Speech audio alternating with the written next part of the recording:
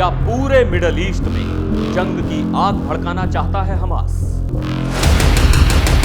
क्या नेतन्याहू अपनी कुर्सी बचाने के लिए जंग को बढ़ावा दे रहे हैं? ईरान और हिजबुल्लाह के हमले नाकाम, क्या सिनवार की प्लानिंग फेल हो चुकी है? इजराइल हमास सीज फायर पर कोई समझौता नहीं, क्या अब और आगे बढ़ेगी ये जंग? नमस्कार, मैं हूं सिद्धार्थ प्रकाश। गाजा और इजराइल के बीच की जंग अब और भी भयानक मोड़ ले चुकी है। खबरें आ रही हैं कि हमास के लीडर याह्या सिनवार अब इजराइल के साथ साथ पूरे मिडल ईस्ट को इस लड़ाई में घसीटना चाहते हैं। आखिर यह लड़ाई कहां जा रही है और क्या इससे पूरे मिडल ईस्ट में जंग भड़क सकती है? आज हम आपको इस पूरे मामले की एक एक डिटेल बताएंगे ताकि आप समझ सकें कि यह जंग क्यों और कैसे बढ़ रही है। आइए शुरू करते हैं।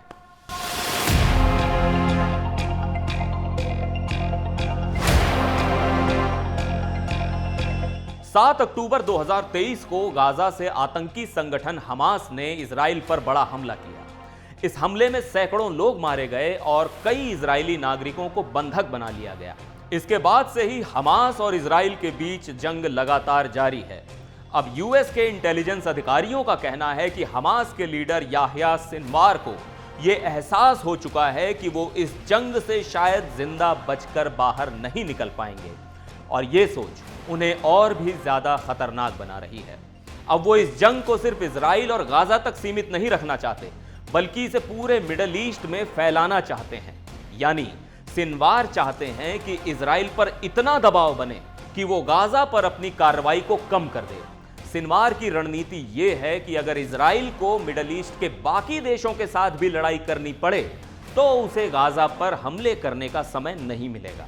इसी वजह से सिनवार फिलहाल किसी भी तरह के सीज फायर यानी युद्ध विराम पर बातचीत करने के मूड में नहीं है। उनका मकसद इजराइल को कई मोर्चों पर उलझाकर खुद को सुरक्षित रखना है। लेकिन यह सिर्फ हमास की ही रणनीति नहीं है। इजरायली प्रधानमंत्री बेंजामिन नेतन्याहू भी फिलहाल किसी भी तरह के युद्ध विराम के पक्ष में नहीं है। यूएस अधिकारियों का कहना है कि नेतन्याहू इस वक्त अपनी राजनीति और सत्ता को लेकर ज्यादा चिंतित हैं। उनका मानना है कि अगर वो सीज फायर कर लेंगे तो उनकी पॉलिटिकल पोजीशन कमजोर हो जाएगी, इसलिए वो भी बातचीत के रास्ते में रुकावट डाल रहे हैं। तो आप देख सकते हैं कि जंग क्यों जारी है। एक तरफ हमास के लीडर याह्या सिनवार हैं जो इसे बढ़ाना चाहते हैं और दूसरी तरफ नेतन्याहू जिनकी राजनीति के लिए भी ये लड़ाई जारी रहना जरूरी है। लेकिन अब बात करते हैं हमास के सबसे बड़े सहयोगी हिजबुल्लाह की। हिजबुल्लाह ने हमास का समर्थन करते हुए उत्तरी इजराइल पर हमले शुरू किए थे, लेकिन यूएस अधिकारियों का कहना है कि इन हमलों का इजराइल पर ज्यादा असर नहीं हुआ। हिजबुल्लाह के हमले इजराइल के सैन्य बल को कमजोर करने में नाकाम रहे हैं और इजराइल ने इनका मुंहतोड़ जवाब भी दिया। हिजबुल्लाह अब ज्यादा उलझना नहीं चाहता। यानी जो सिनवार की रणनीति थी कि हिजबुल्लाह इजराइल के लिए बड़ी मुसीबत बनेगा, वो फिलहाल कामयाब होती नहीं दिख रही। इजराइल ने सिर्फ हमास पर ही नहीं बल्कि हिजबुल्लाह पर भी बड़ी कार्रवाई की है।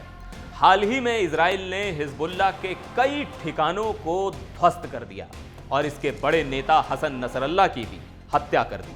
इसके बाद से ही ईरान ने भी इजराइल पर मिसाइल हमले किए हैं, लेकिन यूएस अधिकारियों के मुताबिक ईरान के मिसाइल हमलों का भी इजराइल पर ज्यादा असर नहीं हुआ। ज्यादातर मिसाइलें या तो गिरा दी गईं या फिर वो निशाने पर ही नहीं लगी। लेकिन अब ऐसे में एक सवाल ये उठता है कि ईरान जो कि हिजबुल्लाह और हमास दोनों का बड़ा समर्थन करता है, क्या वो इस जंग में सीधे तौर पर शामिल होगा? यूएस के मुताबिक फिलहाल ऐसा नहीं लगता। हालांकि ईरान ने मिसाइलें दागी जरूर हैं, लेकिन उसकी भी सीमाएं हैं। ईरान फिलहाल इजराइल के साथ सीधे तौर पर लड़ाई नहीं चाहता, वो सिर्फ हमास और हिजबुल्लाह को समर्थन दे रहा है, लेकिन खुद मैदान में उतरने से बच रहा है। तो कुल मिलाकर हमास के लीडर याह्या सिनवार की यह प्लानिंग थी कि पूरे मिडल ईस्ट को इस जंग में उलझा दिया जाए ताकि इजराइल पर दबाव बने और उसे गाजा पर कार्रवाई रोकनी पड़े। लेकिन अभी तक ऐसा होता नहीं दिख रहा है। हिजबुल्लाह और ईरान दोनों इस जंग में सीधे तौर पर शामिल होने से बच रहे हैं। हालात इस वक्त बेहद नाजुक हैं और अगर ईरान या इजराइल के बीच कोई बड़ा हमला होता है तो ये जंग और भी भयंकर हो सकती है। अब देखना यह है कि आने वाले दिनों में क्या होता है। क्या याह्या सिनवार की ये रणनीति काम करेगी या फिर इजराइल इन सभी चुनौतियों को पार कर लेगा? फिलहाल तो यह साफ है कि मिडिल ईस्ट में जंग की आग सुलग रही है और कोई नहीं जानता ये कब और कहां तक फैलेगी। एनडीटीवी इंडिया पर फिलहाल के लिए बस इतना ही। मुझे दीजिए इजाजत। नमस्कार।